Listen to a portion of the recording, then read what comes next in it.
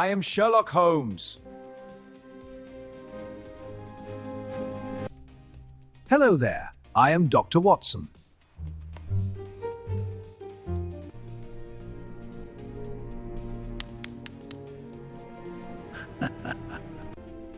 Oh dear, let me dry these tears. There now. My name is Mrs. Hudson. I hope you feel the love I have for you. That's better, my dear. I am Inspector Morton.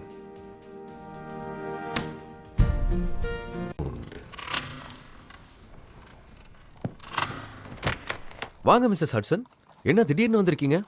Everything fine? இல்லை doctor Watson, கடந்த 3 நாளாக Sherlock Holmes ரொம்ப உடம்பு சரியில்லாமல் இருக்காரு. ஒரு டாக்டரை கூட்டிகிட்டு வரேன்னு சொன்னதுக்கு நேற்று வரைக்கும் வேண்டானே சொல்லிட்டு இருந்தாரு. ஆனால் இன்னைக்கு அவரோட உடம்பு ரொம்ப மோசமாயிடுச்சு. என்ன ஆனாலும் பரவாயில்ல, இன்னைக்கு நான் டாக்டரை கூட்டிகிட்டு வருவேன்னு சொன்னதுக்கு அப்படின்னா டாக்டர் வாட்சனை கூட்டிகிட்டு வாங்கன்னு சொல்லிட்டாரு. நீங்கள் உடனே என் கூட வந்துடுங்க டாக்டர் வாட்சன். நம்ம லேட் ஆகிற ஒவ்வொரு நிமிஷமும் ஷெர்லாக்கோட உயிருக்கே ஆபத்தாயிடுமோன்னு எனக்கு பயமாக இருக்குது. அவர் அவ்வளோ வீக்காக இருக்காரு.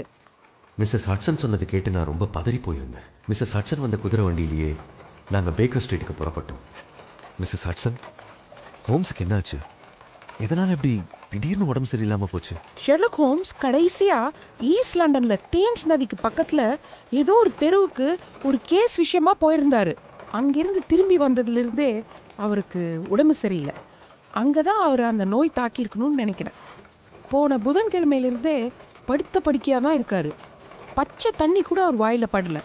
ஓ காட், நீங்கள் அப்போவே ஒரு டாக்டரை கூப்பிட்டுருக்க வேண்டியது தானே? எந்த டாக்டரையும் கூப்பிடக்கூடாதுன்னு மிஸ்டர் ஷெர்லாக் என்கிட்ட ஸ்ட்ரிக்டாக சொல்லிட்டாரு. என்னால் அவர் சொன்னதை மீறவும் முடியல. ஆனால் இன்னைக்கு நான் காலையில் அவரை பார்த்தபோது அவர் கண்ணெல்லாம் சுருங்கி கண்ணமெல்லாம் ஒட்டி போயிருந்தது. அவரை அப்படி பார்த்ததும் நான் ரொம்பவே பயந்துட்டேன். இதுக்கு மேலேயும் பொறுமையாக இருக்க முடியாது, நான் கண்டிப்பாக ஒரு டாக்டரை கூப்பிட போகிறேன்னு சொன்னதும் தான் உங்களை கூட்டிகிட்டு வர சொன்னார். நாங்கள் பேக்கர் ஸ்ட்ரீட்டுக்கு வந்து சேர்ந்தோம். ஷெர்லாக் ஹோம்ஸை நான் அப்படி ஒரு மோசமான நிலையில் பார்ப்பேன்னு நினச்சி கூட பார்த்ததில்லை. அவரோட கண்ணமெல்லாம் ஒட்டி போய் உதடெல்லாம் கருத்து போய் பல நாள் சாப்பிடாத ஒரு மனுஷனை போல ஒல்லியாக இருந்தார். தன்னோட படுக்கையை விட்டு எந்திரிக்க கூட முடியாத ஒரு நிலைமையில் இருந்ததை பார்த்து என் மனசு உடைஞ்சி போச்சு.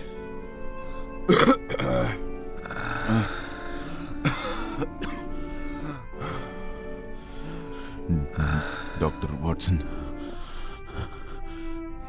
நான் என்னோட கடைசி நாட்களை நெருங்கிட்டு இருக்கேன் போல இருக்கு. அப்படிலாம் சொல்லாதீங்க ஷெர்லாக். வாட்சன், அங்கேயே நில்லுங்க. பக்கத்தில்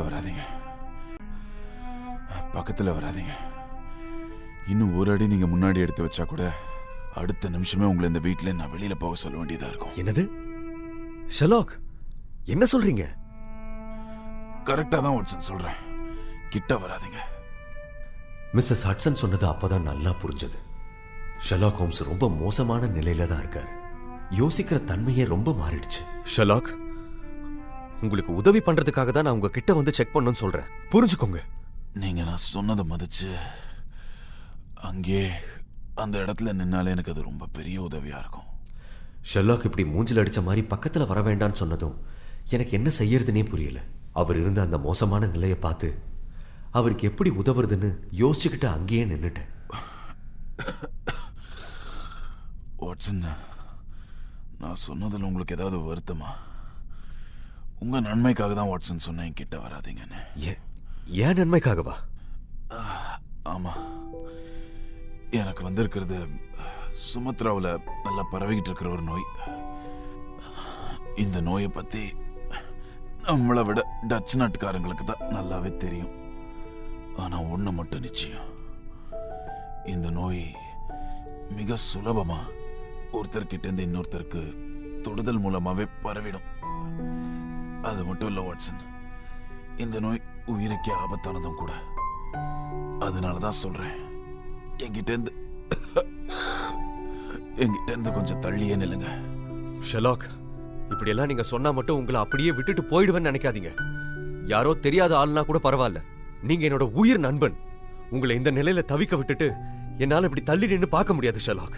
இத சொல்லிக்கிட்டே ஷெர்லாக் ஹோம்ஸை நோக்கி நான் ஒரு ஸ்டெப் முன்னாடி எடுத்து வச்சேன். ஹோம்ஸ் கோவத்தோட என்ன முறைச்சு பார்த்துக்கிட்டே, வாட்சன் நில்லுங்க. அங்கேயே நில்லுங்க. ஹோம்ஸ், இப்ப நீங்களாவே இல்ல. உங்க உடல்நிலை சரியில்லாததுனால நீங்க குழம்பி போயிருக்கீங்க. இங்க பாருங்க, உங்களுக்கு பிடிக்குதோ இல்லையோ, உங்களை குணப்படுத்த வேண்டியது ஒரு டாக்டரா என்னோட கடமை. அப்படி என்ன குணப்படுத்த ஒரு டாக்டர் கண்டிப்பா வேணும்னு நீங்க கட்டாயப்படுத்தினா, முதல்ல எனக்கு அந்த டாக்டர் மேல நம்பிக்கை வரணுமே. அப்போ என் மேல உங்களுக்கு நம்பிக்கை இல்லைன்னு சொல்ல வரீங்களா மிஸ்டர் ஹோம்ஸ்? வாட்சன், உங்களுக்கு எனக்குமான நட்பு மேல எனக்கு ரொம்ப நம்பிக்கை இருக்கு. ஆனா ஒரு டாக்டரா உங்களோட தகுதி அனுபவமும் பெருசா சொல்லிக்கும்படி இல்லைங்கிறது தான் உண்மை. இதை சொல்றதுக்கு எனக்கு ரொம்ப வருத்தமா இருந்தாலும் எனக்கு இந்த உண்மையை சொல்றதை தவிர வேற வழி இல்லை. என்னை வருத்தப்பட வைக்கிறோங்கிறதுக்காக இப்படி நீங்க சொல்ல மாட்டீங்கன்னு எனக்கு தெரியும் ஷெர்லாக். உங்களுக்கு ரொம்ப உடம்பு சரியில்லைன்றதுனால இப்படி எல்லாம் பேசிக்கிட்டு இருக்கீங்க. ஆனா உண்மையிலேயே உங்களுக்கு என் மேல நம்பிக்கை இல்லைனா நான் உங்களுக்கு ட்ரீட்மெண்ட் பார்க்கல. ஆனா என்னோட ஃப்ரெண்ட் டாக்டர் ஜாஸ்பர் இல்லைனா டாக்டர் ஃபிஷர்னு லண்டன்லயே மிக சிறந்த டாக்டர்கள் இருக்காங்க. நான் அவங்களை இங்க கூட்டிட்டு வரேன். அவங்க உங்களை குணப்படுத்தட்டும். ஆனா உங்களை இந்த நிலையில பார்த்துட்டு நான் சும்மா கையை கட்டிட்டு நிப்பன் மட்டும் நினைச்சிடாதீங்க ஷெர்லாக். உங்களுக்கு இந்த நோயை பத்தி எதுவுமே தெரியாதுங்கிறத நான் இப்ப நிரூபிச்சு காட்டுட்டா வாட்சன். அப்போ ஓகே இல்ல? உங்களுக்கு டப்பானொலி ஃபீவர் பத்தி ஏதாவது தெரியுமா? இல்ல பிளாக் ஃபோர்மோசா கரப்ஷனை பத்தி நீங்க ஏதாவது கேள்விப்பட்டிருக்கீங்களா? நீங்க சொல்ற எந்த நோயை பத்தி நான் கேள்விப்பட்டதே இல்லையா ஷெர்லாக்? இந்த மாதிரி பல நோய்கள் தான் இப்போ கிழக்காசியால பரவிக்கிட்டு வருது. மருத்துவ குற்றவியல் தொடர்பா நான் பண்ண ரிசர்ச்ல இதை பத்தி நான் நிறைய படிச்சிருக்கேன். என்ன தாக்கி இருக்கிறதும் அதுல ஒரு வகையான நோய் தான். இதை குணப்படுத்த உங்களால எதுவுமே பண்ண முடியாது வாட்ஸ். என்னால ஒன்றும் பண்ண முடியாதுதான். ஆனா டாக்டர் தாம்சனை எனக்கு நல்லாவே தெரியும். இந்த மாதிரியான தொற்று நோய்கள்ல இருந்து ஒருத்தரை குணப்படுத்தணுங்கிறது அவருக்கு ரொம்பவே ஈஸி. இப்போ அவர் லண்டன்ல தான் இருக்கார். இந்த நிமிஷமே நான் அவரை போய் கூட்டு வரேன். இதை கேட்ட நிமிஷமே படுக்கையில இருந்து ஷெர்லாக் டக்குன்னு எந்திரிச்சு ரூமை பூட்டி சாவியை கையில் எடுத்துக்கிட்டார். நான் திரும்பி என்ன நடக்குதுன்னு பார்க்கறதுக்குள்ள அவர் திரும்பவும் தடுமாறி போய் அவர் படுக்கையில படுத்துட்டார். உடல்நிலை மோசமா இருக்கிற இந்த நிலைமையில அவர் இப்படி வேகமா செயல்பட்டதுனால அவருக்கு பயங்கரமா மூச்சு வாங்க ஆரம்பிச்சிருச்சு.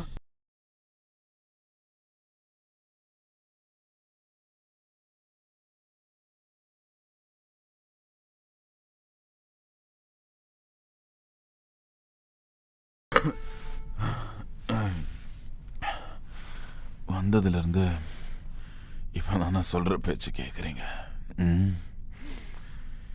எனக்கு ரொம்ப டயர்டா இருக்கு வாட்சன்.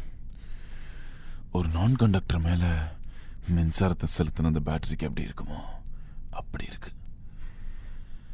6 மணி வரைக்கும் நான் கொஞ்சம் ஓய்வு எடுத்துக்கிறேன்.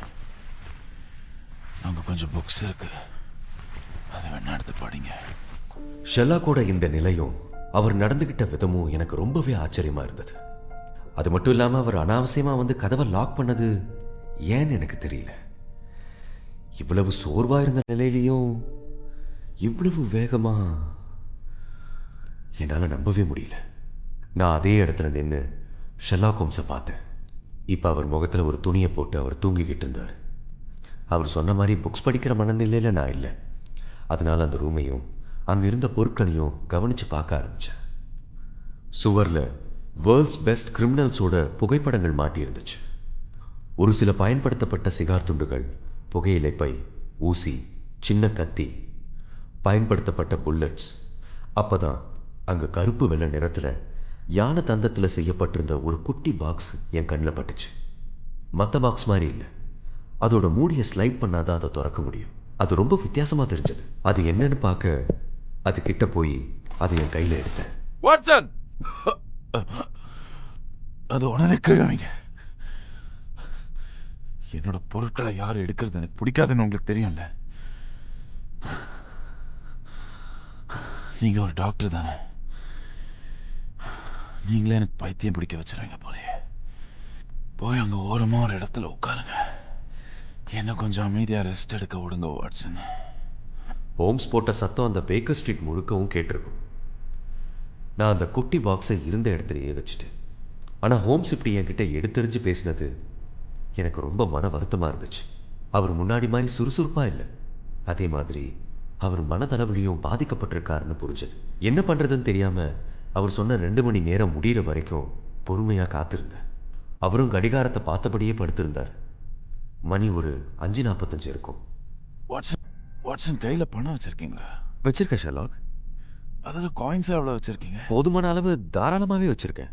அதில் சில்வர் காயின்ஸ் எவ்வளோ வச்சுருக்கீங்க? என்கிட்ட 5 காயின்ஸ் இருக்கும். ரொம்ப கம்மியாக வச்சுருக்கீங்களே வாட்சன். சரி பரவாயில்ல. இருக்கிற காசை உங்கள் கோட்டோட வலது பக்க பாக்கெட்டில் பாதியும், உங்கள் ட்ரௌசர்ஸோட இடது சைட் பக்க பாக்கெட்டில் மீதியும் வச்சுக்கோங்க. இப்படி வச்சா மட்டும்தான் உங்களுக்கு கரெக்டாக இருக்கும். ஹோம்ஸ் இப்படி சொன்னதுக்கான அர்த்தமே எனக்கு புரியல.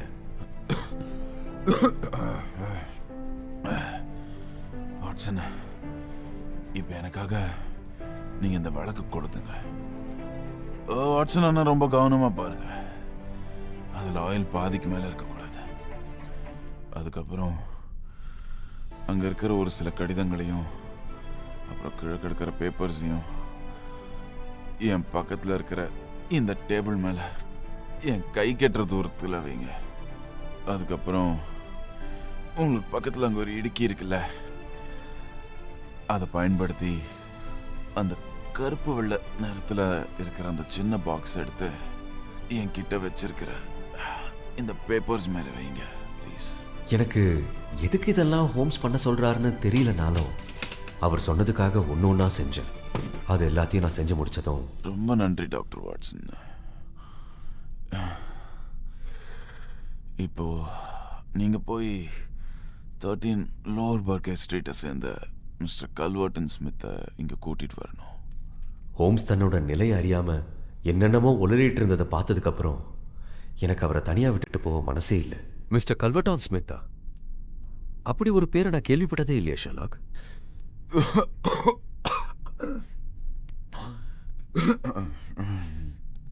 நிச்சயமா நீங்க கேள்விப்பட்டிருக்க வாய்ப்பே இல்லை வாட்சன்.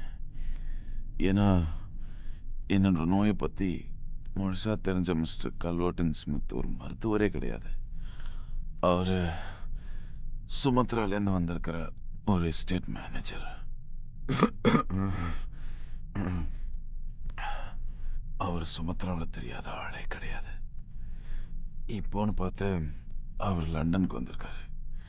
அவருடைய பிளான்டேஷனை சுற்றி பரவி இருக்கிற இந்த மருந்தே இல்லாத கொடிய நோயை பற்றி தன்னோட சொந்த விருப்பத்தில் ஆராய்ச்சி பண்ணி ரொம்பவே தெரிஞ்சு வச்சிருக்காரு. அவர் ரொம்ப டைம் கீப் அப் பண்ணுவார் வாட்சன். அதனால்தான் நான் உங்களை 6 மணிக்கு மேலே அவரை சந்திக்க போக சொல்லி சொன்னேன். ஏன்னா அதுக்கு முன்னாடி அவரோட ஆராய்ச்சி கூடத்துக்கு அவர் வந்திருக்க மாட்டாருன்னு எனக்கு நல்லாவே தெரியும். இப்போ போய் நீங்கள் மட்டும் அவரை இங்கே கூட்டிகிட்டு வந்தா அவரால் கண்டிப்பாக என்னை குணப்படுத்த முடியும்னு நான் நம்புகிறேன். இது எல்லாத்தையும் ஹோம்ஸ் சொல்லும் போதே ரொம்ப இரும்பிக்கிட்டு இருந்தார். அவர் கையெல்லாம் வலியில் துடிக்கிறத நான் கவனித்தேன். நான் இங்கே இருந்த ஒரு சில மணி நேரங்களில் அவரோட தோற்றமும் உடல்நிலையும் இன்னும் மோசமாயிடுச்சு. அவர் முகமெல்லாம் ஒட்டி போயும் கருத்து போயும் இருந்ததுனால அவர் கண்ணு மட்டும் பிரகாசமாக தெரிஞ்சது. ஆனால் அவரோட வார்த்தைகளில் இருந்த தெளிவும் ஆளுமையும் அப்படியே இருந்தது. நீங்கள் அவர்கிட்ட என்னை எந்த நிலையில் பார்த்தீங்களோ அதை அப்படியே கொஞ்சம் சொல்லுங்க. நான் சாக கிடக்கிற ஒரு மனுஷனை போல இருக்கிறதா சொல்லுங்க. அது மட்டும் இல்லாமல் வாட்சன், ஏன் இந்த கடல் முழுக்க சிப்பிகளாக நிறைஞ்சிருக்க கூடாது? அப்படி இருந்தா அது எவ்வளோ செழிப்பா இருக்கும்ல. வாட்சன், நான் ஏதோ கனவு கண்டுகிட்டே பேசுறேன்னு நினைக்கிறேன். இந்த நோயை பத்தி நிறையவே படிச்சு தெரிஞ்சு வச்சிருக்கேன். இப்போ நீங்களும் அதே நோயால தான் தாக்கப்பட்டிருக்கீங்கன்னு சுலபமா கண்டுபிடிச்சிட்டீங்க. நீங்க விவரமான ஆளுதான். ஆனா அது வந்ததுக்கான காரணம் பத்தி உங்களுக்கு தெரியாது. அந்த நோய் தொற்றுக்கு நீங்க தான் காரணம்னு எனக்கு நல்லாவே தெரியும். ஓ, உங்களுக்கு அப்படின்னா எல்லாமே தெரியுமா? அப்போ நான் தான் அதுக்கு காரணம்னு நிரூபிங்க பாப்போம். இது என்ன விளையாட்டு ஷெர்லாக்? என்னை பத்தி அபாண்டமான குற்றச்சாட்டுகளை வச்சுட்டு உங்களுக்கு ஒரு ஆபத்துன்னு வரும்போது என்னையே உதவி செய்ய கூப்பிடுறது எந்த விதத்துல நியாயம்? ஹோம்ஸ் பேசவும் முடியாம மூச்சு விடவும் முடியாத ஒரு நிலையில தவிச்சுக்கிட்டு இருந்தார். தண்ணி, எனக்கு கொஞ்சம் தண்ணி கொடுங்க ப்ளீஸ். நீ சாவோட விளிம்புல இருக்க ஷெர்லாக். ஆனா நான் ஏன் இப்போ உனக்கு தண்ணி கொடுக்கறேன்னா, நான் பேசுறதெல்லாம் முழுசா கேட்டு முடிக்கிற வரைக்கும் நீ உயிரோட இருக்கணும். ஹோம்ஸ் இது எல்லாத்தையும் ரொம்ப பரிதாபமா கேட்டுக்கிட்டு இருந்தார்.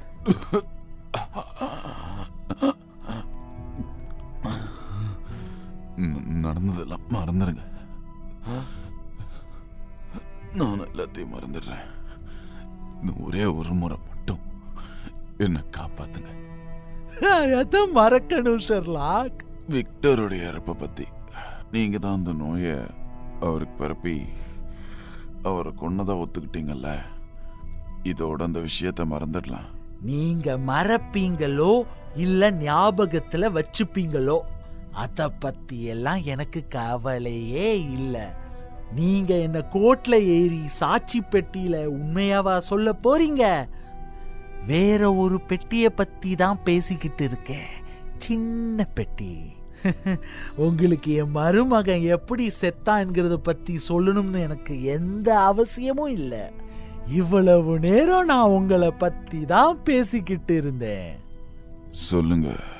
என்ன தேடி யாரோ ஒரு பையனை அனுப்பி வச்சிருந்தீங்களே, அவன் கூட சொன்னான் கிழக்கு ஆசியா சைனால இருந்து தான் இந்த நோய் தொற்று உங்களுக்கு வந்திருக்கணும்னு. அதுவா தான் இருக்கும்னு நினைக்கிறேன். ஷெர்லாக், நீங்க ரொம்ப புத்திசாலி இல்லையா? ஆனா இந்த தடவை நீங்க மோதுறது உங்களை விட ஒரு பெரிய புத்திசாலி கிட்ட என்கிறத நீங்க மறந்துடாதீங்க. நல்லா யோசிச்சு பாருங்க. வேற எந்த வழியிலையும் இந்த நோய் உங்களுக்கு வந்திருக்காதுன்னு நினைக்கிறீங்களா? எனக்கு மூளையே வேலை செய்யல. என்னால யோசிக்கவும் முடியல. தயவு செஞ்சு அது என்னன்னு தான் சொல்லுங்களேன். கண்டிப்பா எங்க இருந்து யார் மூலமா உங்களுக்கு இந்த நோய் வந்ததுன்னு நீங்க சாகுறதுக்கு முன்னாடி நான் கண்டிப்பா சொல்றேன். அதுக்கு முன்னாடி என் வலியை போக்குறதுக்கு ஏதாச்சும் கொடுங்களேன். ரொம்ப வலிக்குதா? தசையெல்லாம் பிடிச்சு இழுக்கிற மாதிரி இருக்கா? ஆமா, தசைப்பிடிப்பு தான். நான் சொல்றதெல்லாம் உங்களால கேட்க முடியும்ல? உங்களுக்கு சந்தேகப்படும்படியா வழக்கத்துக்கு மாறா நடந்த ஏதோ ஒரு நிகழ்வுல இருந்துதான் இந்த அறிகுறிகள் எல்லாம் உங்களுக்கு வந்த மாதிரி தோணுதா? இல்ல, அப்படி எதுவும் இல்ல. நல்லா யோசிச்சு சொல்லுங்க. யோசிக்கிற அளவுக்கு எனக்கு தெம்பில்ல. சரி, அப்போ நான் உங்களுக்கு உதவுறேன். போஸ்ட் மூலமா உங்களுக்கு ஏதாவது வந்துச்சா? போஸ்டா? ஆமா, ஏதாவது சின்ன பெட்டி மாதிரி உங்களுக்கு போஸ்ட்ல வந்திருக்கணுமே. மிஸ்டர் ஸ்மித், எனக்கு மயக்கமா வருது. நான் பேசுறத கேளுங்க ஷெர்லாக். நான் பேசுறத நீங்க கேட்டுதான் ஆகணும். உங்களுக்கு ஏதாவது சின்ன பெட்டி வந்ததா ஞாபகம் இருக்கா? கருப்பும் வெள்ளையும் கலந்த ஒரு ஐவரி கலர் பாக்ஸ் போன புதன்கிழமை வந்திருக்கணும். நீங்க அதை திறந்து பாத்தீங்களா? ஆமா, திறந்து பார்த்தனா அதுக்குள்ள கூர்மையா ஒரு ஸ்ப்ரிங் இருந்துச்சு. நானும் அது ஏதோ ஒரு விளையாட்டு பொருள்னு நினைச்சேன். அது என்ன விளையாட்டு பொருள்னு நினைச்சியா?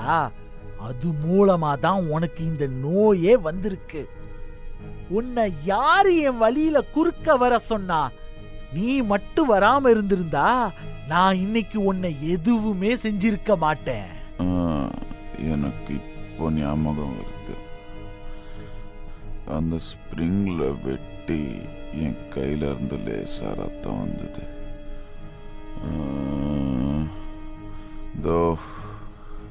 அந்த டேபிள்ல இருக்கே அந்த பாக்ஸ் தான். இதே குட்டி பாக்ஸ் தான். இப்போ இதை என் கூட என்னோட வீட்டுக்கு நான் எடுத்துட்டு போயிடுவேனே, உங்களோட கடைசி ஆதாரமும் போச்சு.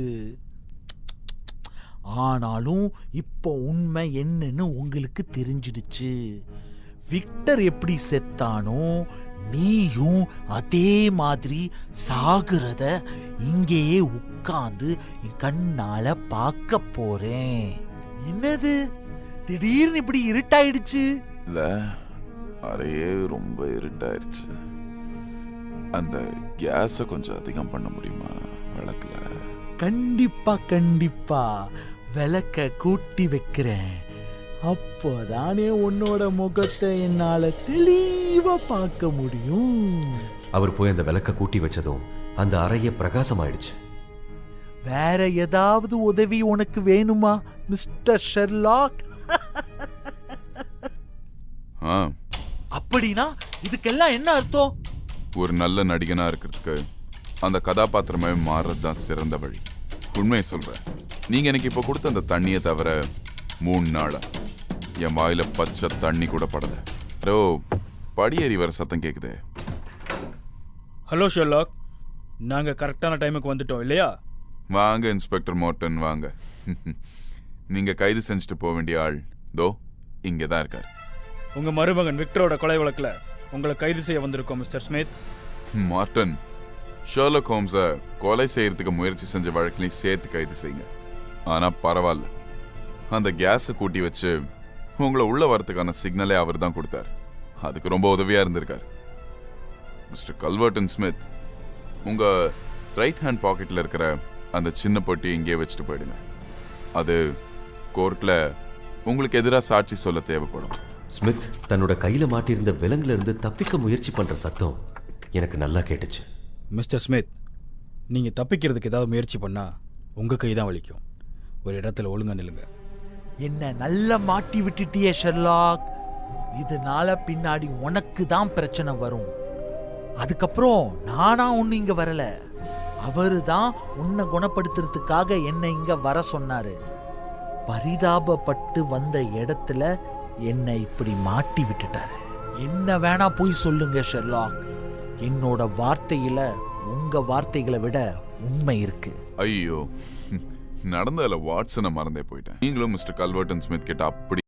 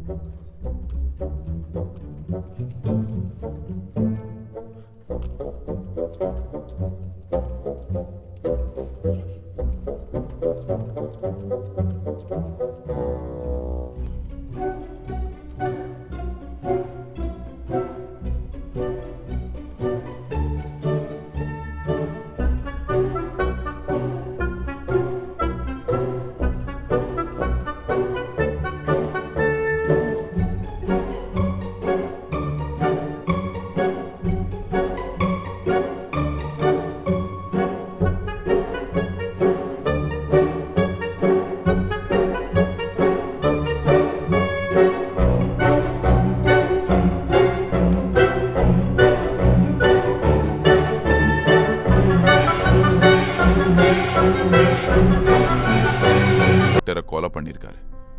ஆனா நான் இந்த விஷயத்துல ரொம்பவே ஜாகிரதையா இருப்பேன். Thank you so much, Watson. Goodbye, friends. Thanks for watching. Don't forget to subscribe to the Scoremax Tamil channel. Yes, subscribe now for more great content. இந்த நோயை பத்தி நிறையவே படிச்சு தெரிஞ்சு வச்சிருக்கேன்.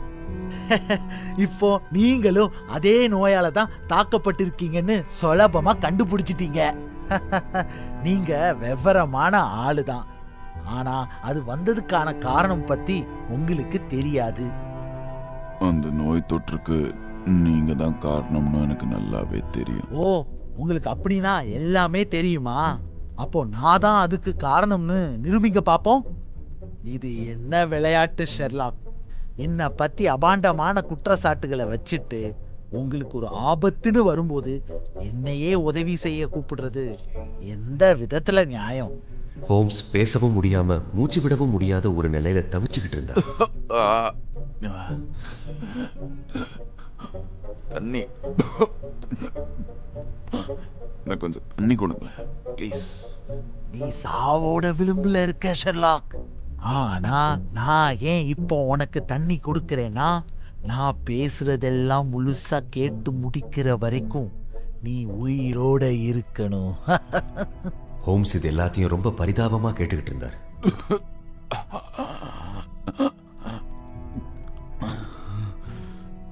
நடந்ததெல்லாம் மறந்துடுங்க. நான் எல்லாத்தையும் மறந்துடுறேன். இந்த ஒரே ஒரு முறை மட்டும் என்ன காப்பாத்துங்க. எதை மறக்கணும் ஷெர்லாக்? விக்டருடைய இறப்பை பத்தி.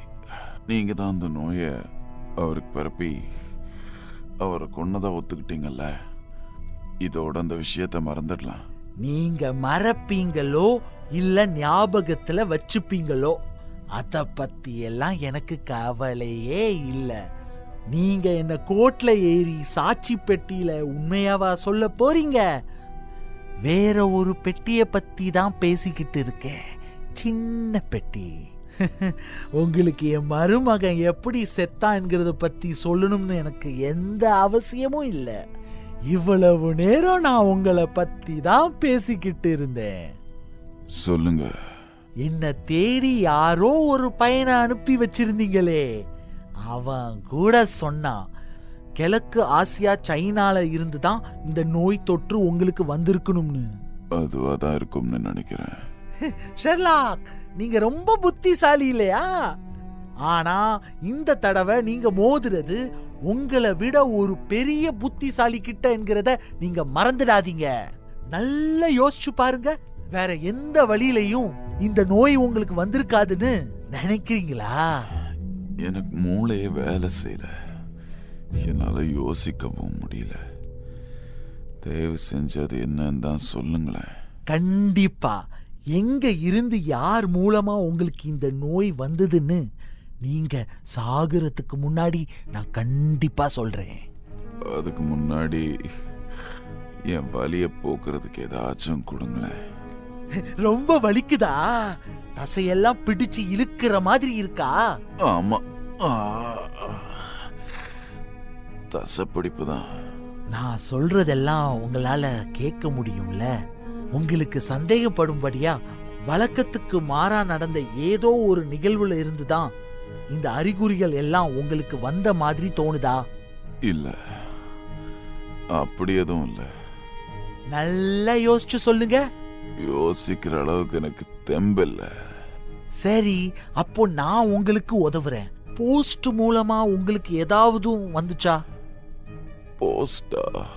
ஆமா, ஏதாவது சின்ன பெட்டி மாதிரி உங்களுக்கு போஸ்ட்ல வந்திருக்கணுமே. மிஸ்டர் ஸ்மித், எனக்கு மயக்கமா வருது. நான் பேசுறத கேளுங்க ஷெர்லாக். நான் பேசுறத நீங்க கேட்டுதான் ஆகணும். உங்களுக்கு ஏதாவது சின்ன பெட்டி வந்ததா ஞாபகம் இருக்கா?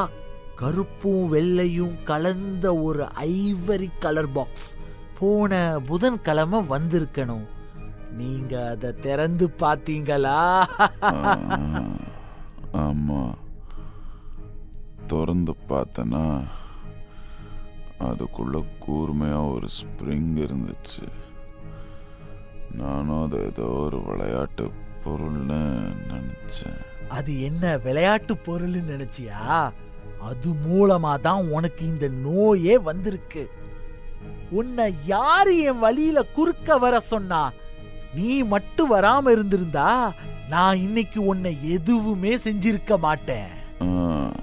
எனக்கு இப்போ ஞாபகம் வருது. அந்த ஸ்ப்ரிங்ல வெட்டி என் கையில இருந்து லேசா ரத்தம் வந்தது.